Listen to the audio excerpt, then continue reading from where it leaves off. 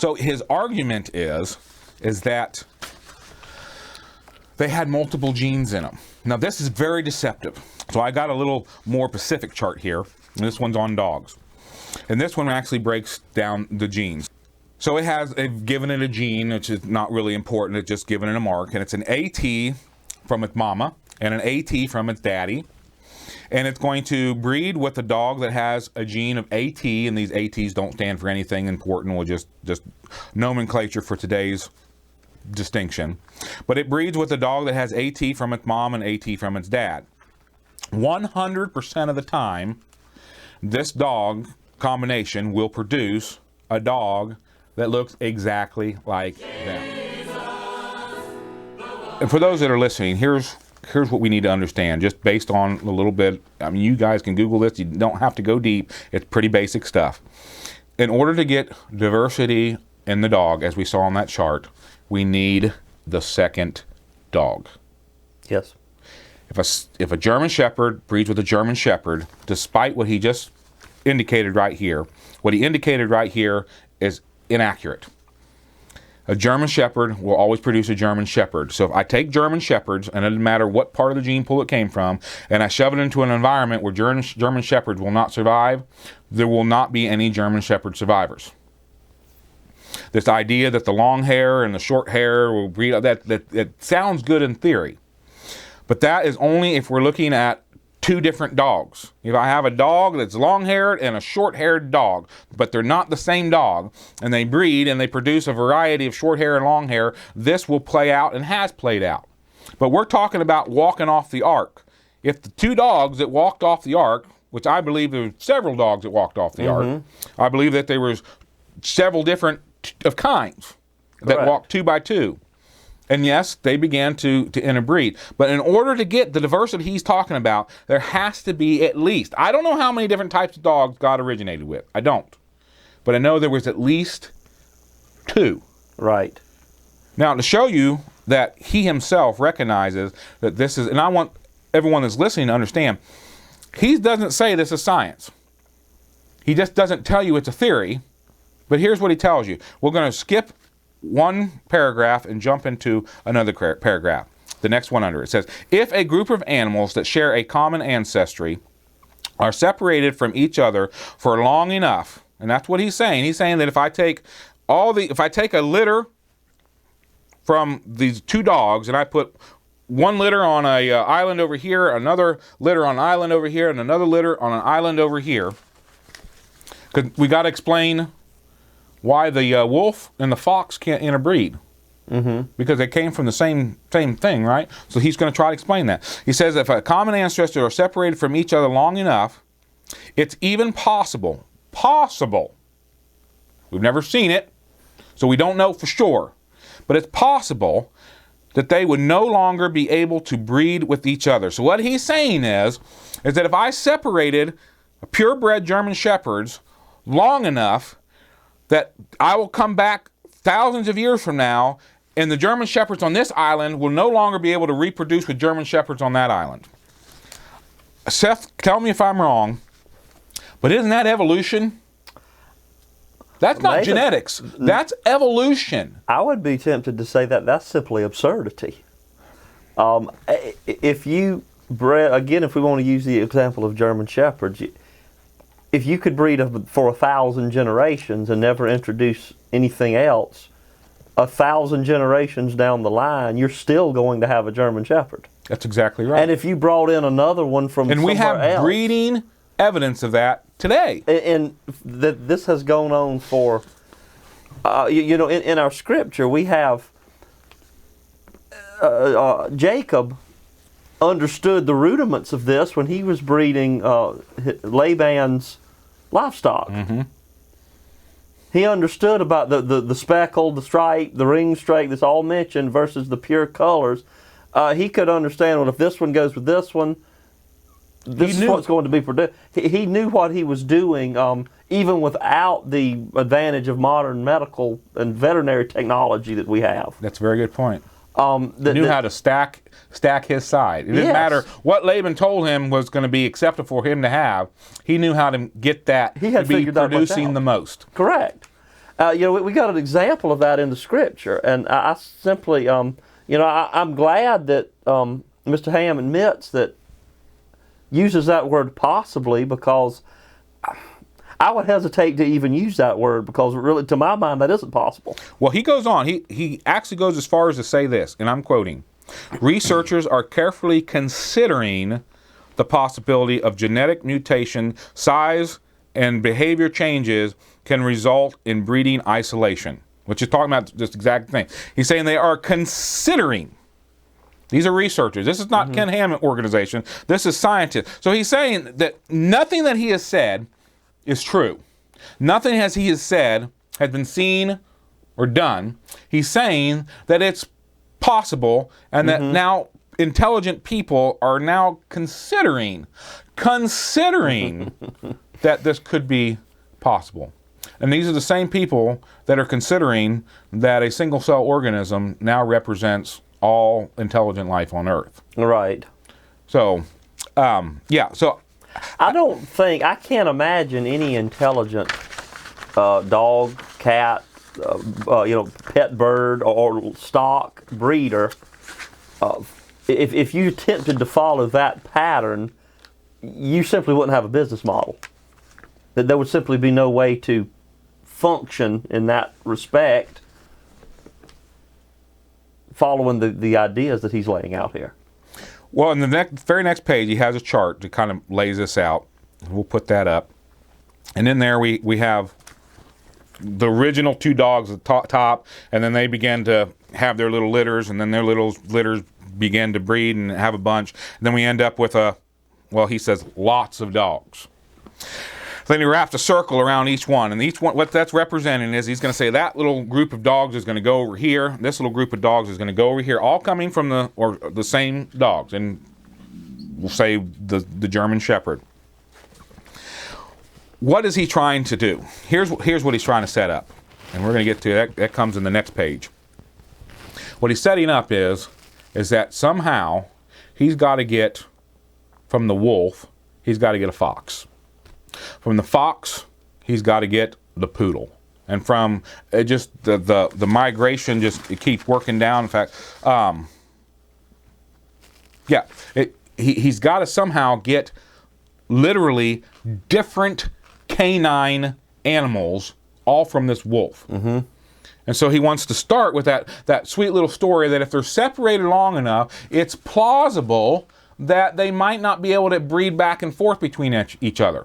Well, that's important that he sets that up, because he has to explain why the fox and the wolf can't have a baby. Oh, it's because they were separated too long. But here's what we have to understand. The fox and the wolf are more than just slightly different. They're a significantly different animal. They're extremely different. And so, again, we're coming back to that position of evolution. Mm-hmm. He believes that a true evolution, well, as he calls them, a Darwinist evolution, believes that something that is inferior evolves into something superior. And again, that's ridiculous. Absolutely ridiculous. Certainly.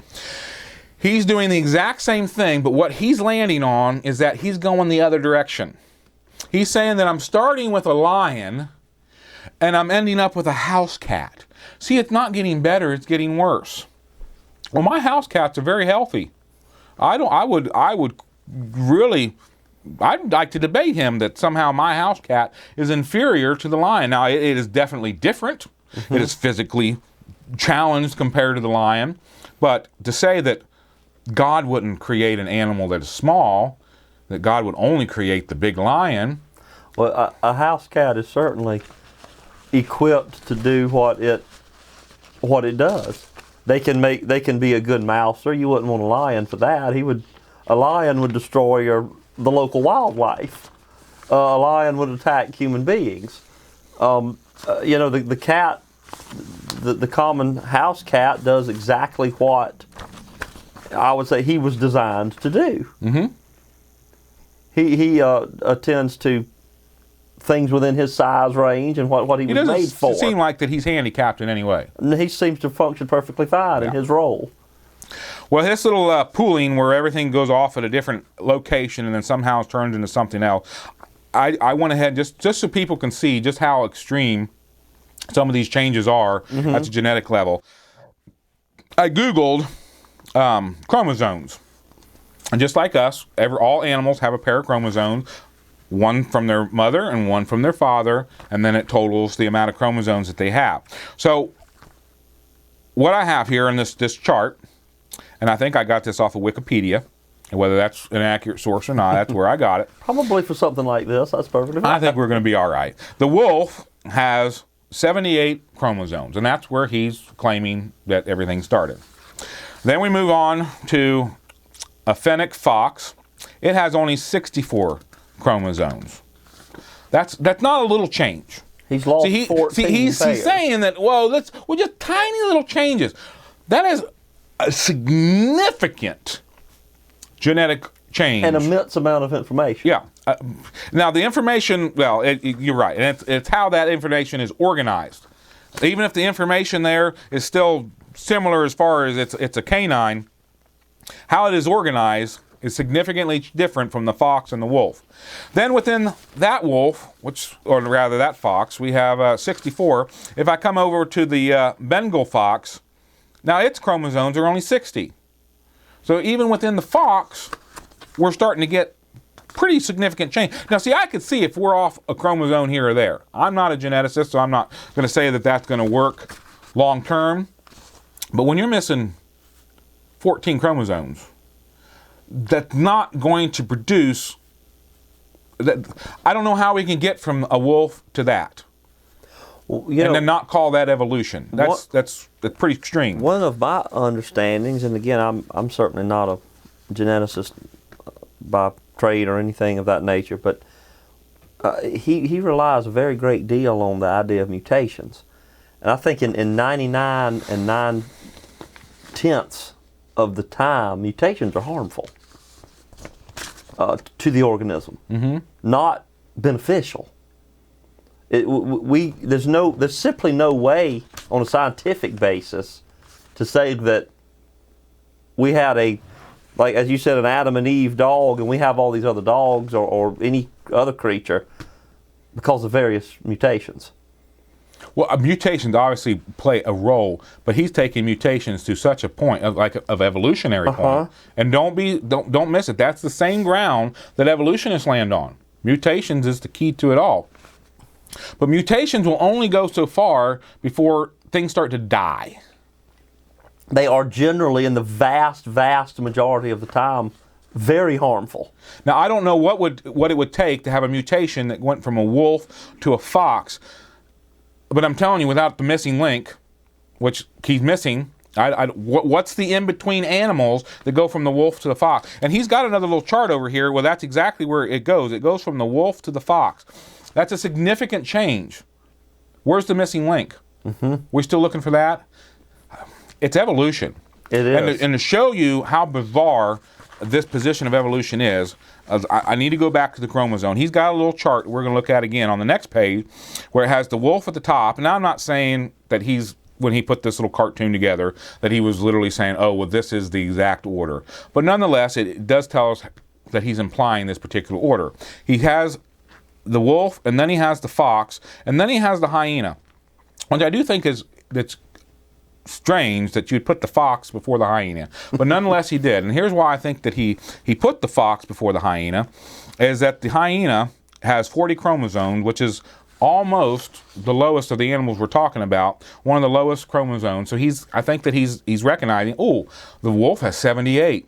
The fox is starting to get into the 60s, and now we got the hyena that comes in at 40, so we're having this degeneration.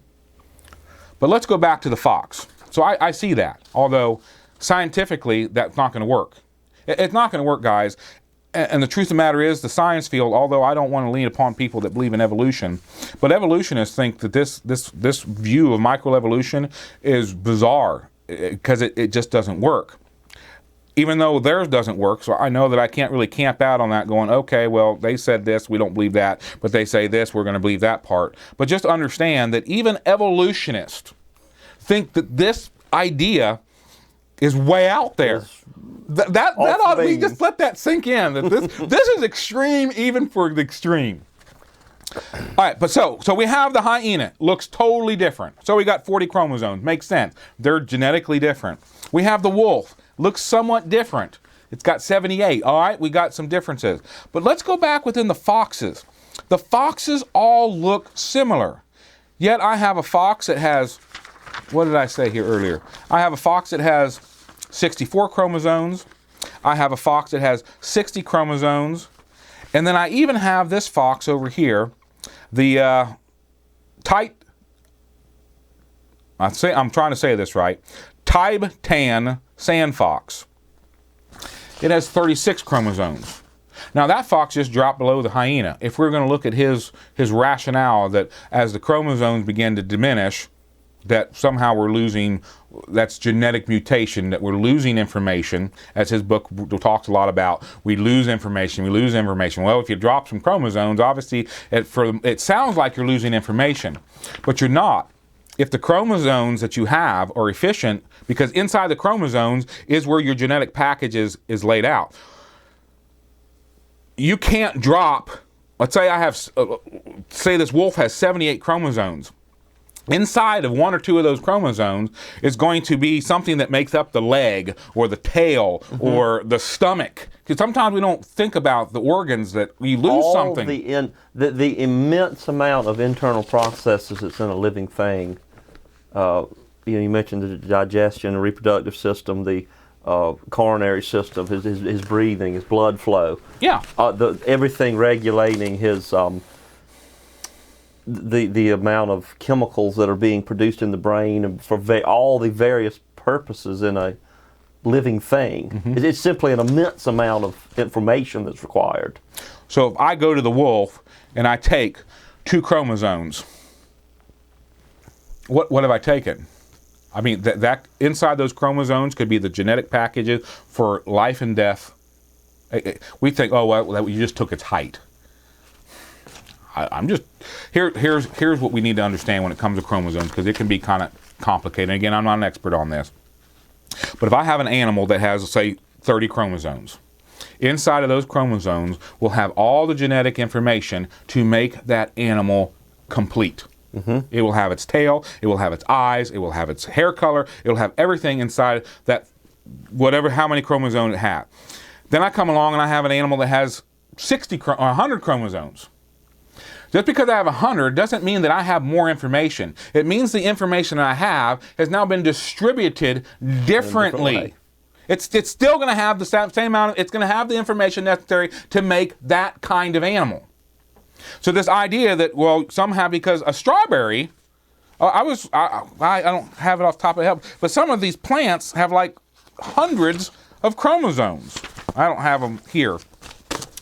But that's to say, oh, okay, well, obviously the strawberry is more superior than us genetically. No, it's how God utilized the system.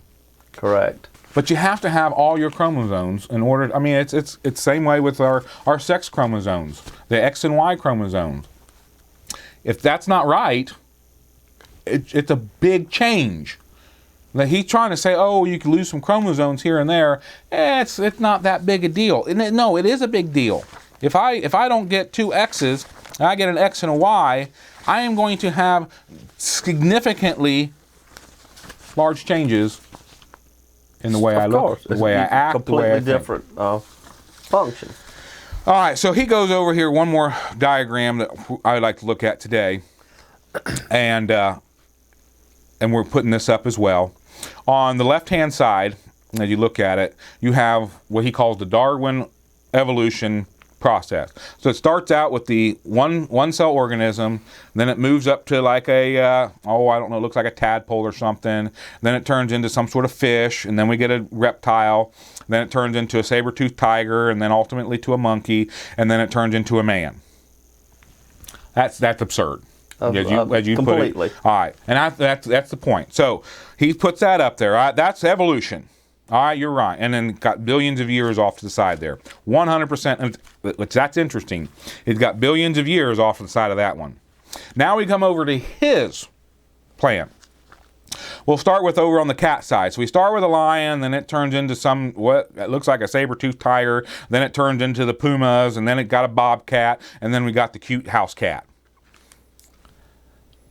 That's absurd too. But nonetheless, that's what he's saying. But hold on. Then we come over here to the bird, and it starts out with a big bird, I guess, or I don't know. It's got different birds here, and it's got a line, and we end up with a small bird, and then we go over here to the dog. We start with the wolf, the fox, the hyena, and then we end up with Lassie, and then there at the end we got, probably a chihuahua or something. Now, it's interesting that he doesn't put the time on that, but we're going to go ahead and put the time on that. He's claiming, in all viability, that in around 4,000 years that we have a lion turn into a house cat. But we got a problem with that. As you were bringing up earlier about the rock drawings and things of that, we can go back to the Egyptian era and find that what we call a house cat today was up and running.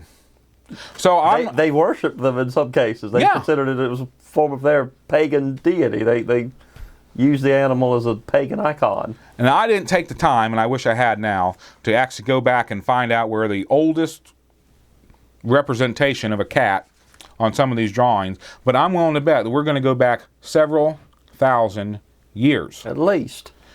So we started out with getting off of the ark with the lion. We started out with what, around 4,000 years? Mm-hmm. 4,500 years. Now we chop off 2,000 of that. That takes us back to the time of Christ.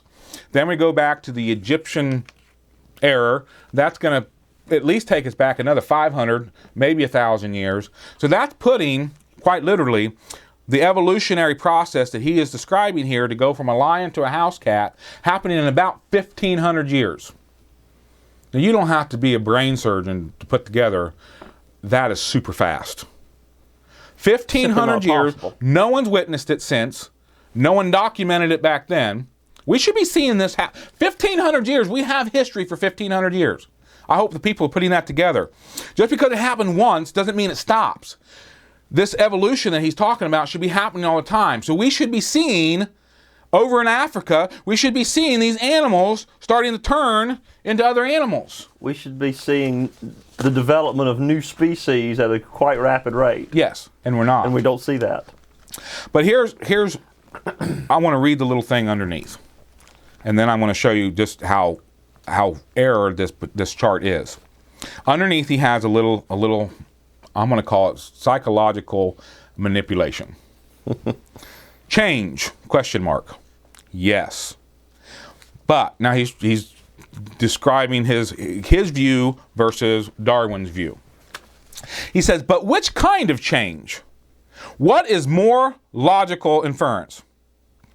Or the more reasonable extrapolation from our observance? Now, I like how he puts that word observance in there, because I think that is a really important thing that as Christians we need to be willing to use observance and the observance of others. That's what science really is. So what is the more logical inference or the more reasonable extrapolation from our observance? Unlimited change from one kind to another. Well, that's evolution. That's not going to make sense. Or limited variations within the kind. And then he puts creation. First off, the variation between a lion and a house cat is enormous. It is not small. Well, Nathan, I'd like just to start off that even in what is said there, no one on earth, I would think, that would be called sane could at any point in recorded history could ever be said to have observed any such thing. No. Of a lion becoming a house cat in any number of generations. Nope. Or anything other than a lion. If a lion breeds with a lioness, you're going to have baby lions. And if the lion was only the lion to start with, as we just identified in our little genetic charts, a lion with a lion will produce a lion, which will then produce more lions, which produces lions, which will then produce more lions. And if you have genetic mutation, then you will have a genetically mutated lion, but it'll still be a lion. It will never turn into a puma. Never. Never. But here's where the psychological, we'll say his manipulation is.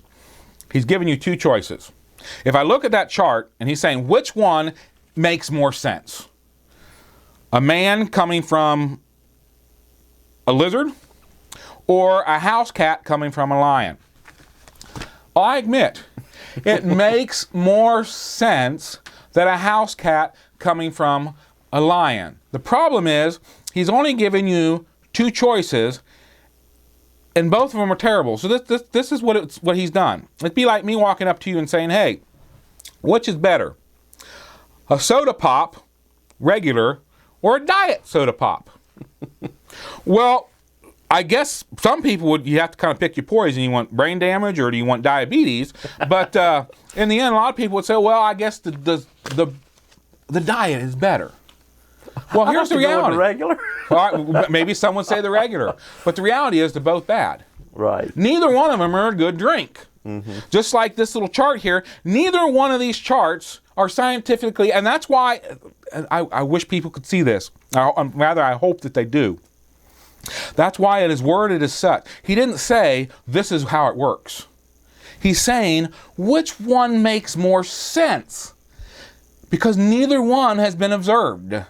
Correct. Neither one stands on science. Both of them stand on someone's idea of what could be. Now, here, I'm going to go to the birds.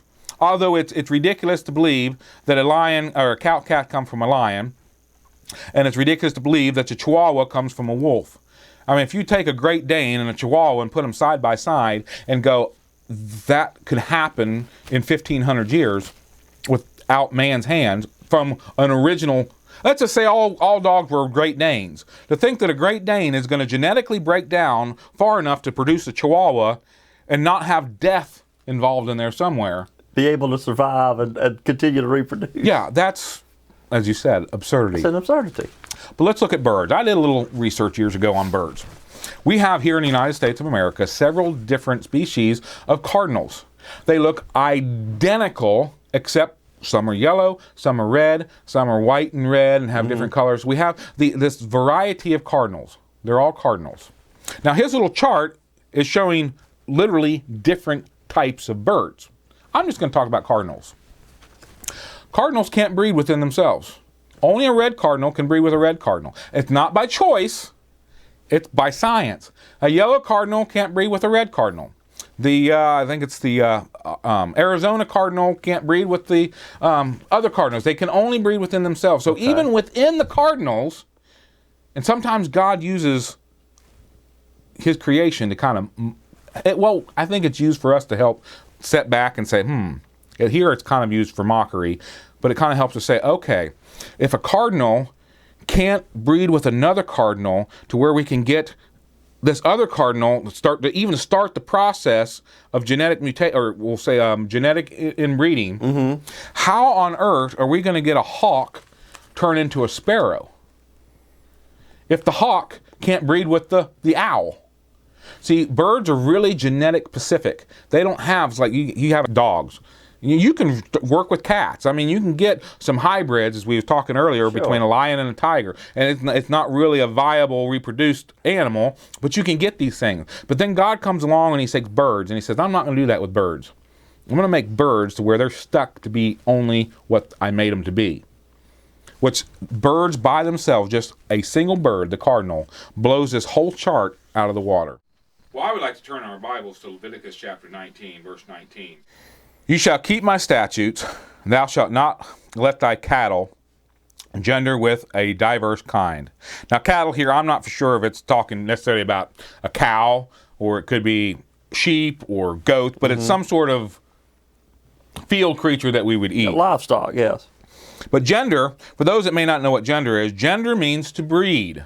So we could read that, don't let your cattle breed with diverse kinds. So this verse tells me two things.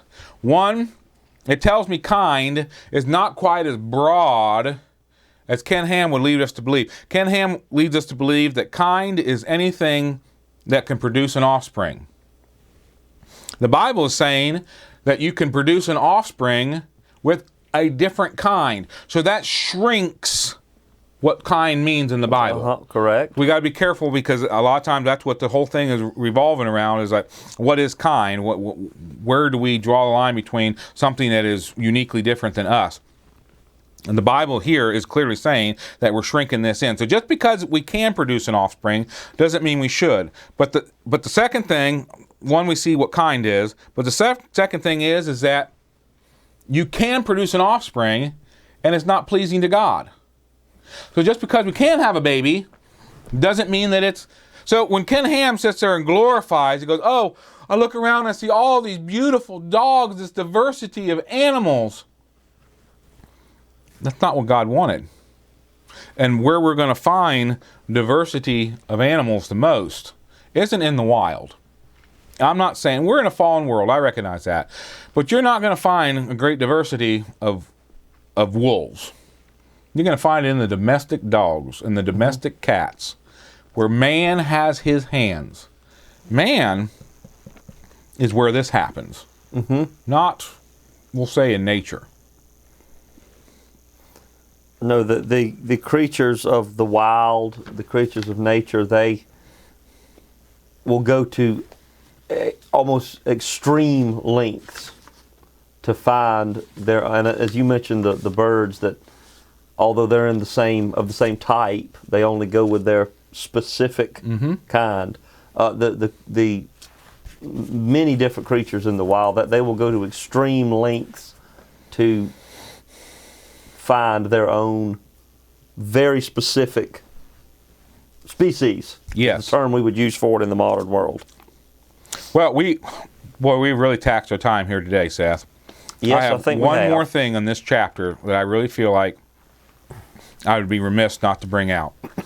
If you read the book, what you're going to find is that the book tries to promote the idea that evolution promotes racism. And the grounds for that is that if you see one people that have evolved better than others, that you're going to look at them, that the people that believe that they've evolved more are going to look down on the people that they believe haven't evolved as much. I'm not 100% positive that that's probably might not be true. I mean, if I truly believe that I'm a product of evolution and that I have evolved to be a superior species to something over there, that it might be natural for me to look down on them. So I think that point that evolution can promote looking at people in an incorrect manner, it might be true. But here I want to read what Ken Ham says about his view of evolution, or his version of evolution, and help me if you can't see that this is as racist promoting view as Darwin's evolution, as he puts it. And I'm quoting from his book. We're still in the 3rd chapter. The genetic code that God created for Adam and Eve was perfect, but the consequences of the fall and living in a fallen environment causes mutations. Mutations are glitches in the genetic code that can change the way an organism was originally designed, and these changes often pass on to a future generation of offspring. That statement right there is his explanation for the diversity of different people that we see in the world. Most people probably wouldn't think anything about it. They say, oh, okay, well, that makes sense that we live in a fallen world, and so from Adam and Eve, all the different people began to just look a little different. But let's look at what he's really saying. He's saying that some people, because his version of evolution is not that we get better. His version is that we constantly are declining. So he's saying that when we look out in the world, unless everybody is identically the same in the way we look, the way we think, and we'll say even our intellectual capacity, unless we are the same, then some of us have fallen farther than others. Does that not necessarily say that there's a superior versus an inferior? The inferior have fallen way down here, and the superior have just held their position a little longer. Certainly what it sounds to be like. So his position, the logical inference. Absolutely. So he can call it whatever he wants. His evolution, which is what it is promoting as much racism as Darwin's evolution, because you're saying that some people are inferior and some people are superior. And I'm going to use this as an example. some might be offended by this, but this is just facts. If we can't handle truth, then what is it? The Aborigines in Australia live on Tasmanian Island.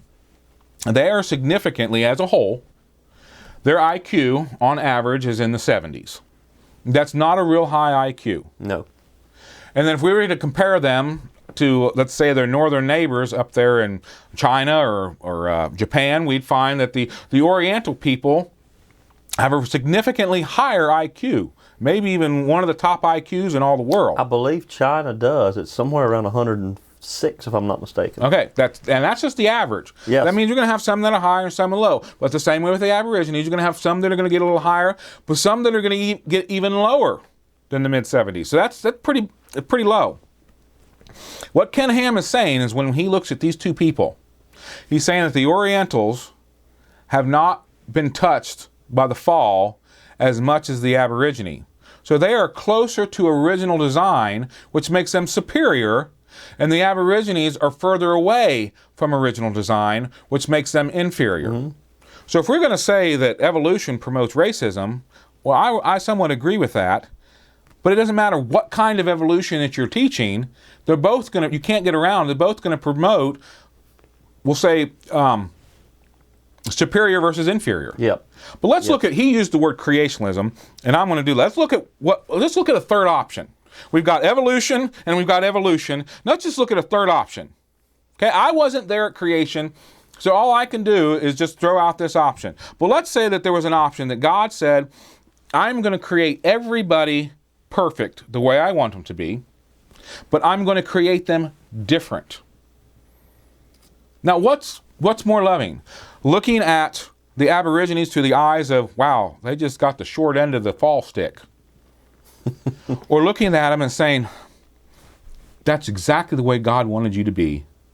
And you're doing exactly why is creation here? God says that all creation is for His glory. If God can look down and say, I love what they're doing, it doesn't matter where man puts, we'll say, the IQ chart. They're doing what they're supposed to do, and that pleases God. And that doesn't make them inferior, that makes them different. We can see if we apply Ken Ham's rule, then we can take that all the way back to the man and the woman. Ken Ham is saying, well, the woman has evolved further than the man. So God's come along and said, well, I'm going to take the one that devolved the least and allow him to run the church. But the devolved woman, she has to play the lesser role. Well, that's not true at all. The woman hasn't devolved. She is created uniquely different. Correct. So she does a different role. And so I guess as we close this out, I want to encourage people, we saw that chart that just had the two options. You had Darwin, and then you have Ken Ham's evolution, but maybe there should be a third one thrown in there, and that is all this diversity of creation that we see is, in fact, created because God liked the wolf, but He also liked the fox. And He says, you know what? I also like the dog. And He says, I like house cats, but I also like lions. And so I'm going to make both. And I'm going to make everything in between. Yes, do they breed back and forth to where we now have a unique situation in the world? Absolutely. Surely. But at least made two. Different types. Different kinds. And it doesn't make one inferior and one superior. They're created uniquely perfect the way God made it. Now, we're all suffering from the fall. But to believe that the suffering from the fall has produced inferior people versus superior people, I reject that. I reject that with all my heart. You are not going to be, unless God Himself tells me, I'm not going to buy into the fact that certain people in the world are inferior. But they're created exactly the way God made them, which makes them different. I'm not going to deny that. But their difference doesn't make them less. Right. And Ken Ham's belief said that actually put the priority. And it puts a significant label that you've devolved. I mean, I don't want to be considered, I've devolved, I'm like third on the chart. I've really devolved. I don't like that. Versus it'd be hard to have a relationship with God or even with man if you look at yourself or look at others as devolved versus just saying, hey, this is how God made me. I'm going to accept it, and I'm going to do the best I can with it, and then live my life for the glory of God. To His glory. That's what we all should do. Absolutely. Well, Seth, you got anything else you want to share before we close this out? Nathan, I think we've covered the high points on the subject. I hope our listeners will be encouraged to, maybe if they haven't read the book, read it, think about it. Look and see, compare what we've said to what He said, and compare us all to what the Lord says. Absolutely. And see what's really the message. If you're going to be my disciples, you follow my word. God's word needs to be the ultimate litmus test for everything. And we plan on getting into chapter number 4 next. So if this lesson has enticed your curiosity, chapter number 4 is coming next. Well, we thank you for your time and hope that God is working mightily in your life, and encourage you all to continue to open up God's word and read so that you can truly understand and grow closer to Him through the knowledge of His truth. And we thank you for your time, and may God bless.